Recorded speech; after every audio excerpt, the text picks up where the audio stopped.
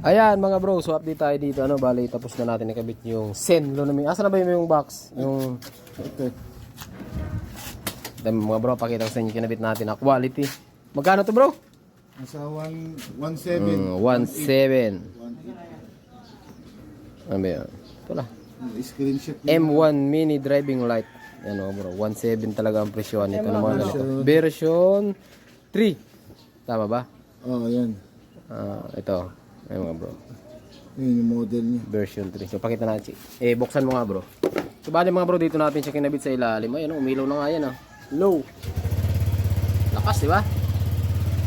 Ayan, high and low. Bali ang ginawa na ang gusto kasi ni bro, ang dilaw, ang high, puti naman yung low.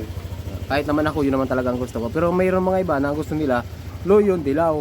Kaso pangit nga talaga yung dilaw dito. Pero wala. Yun ang gusto ng iba eh. Ayan, buksan mo bro.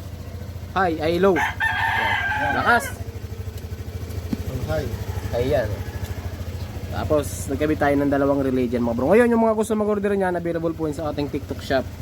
Ayan, yung M1 na Zenlo mga bro. Ano? Isa ito sa magandang klaseng mini driving light.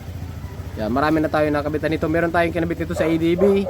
Meron tayong kinabit sa Inmax, sa Aerox. Halos lahat yata ng scooter mga bro, nakabitan na natin na mini driving light. So, hanggang dito lang. Shoutout kay bro. Ayan, Thank you. Ayan. Ito yung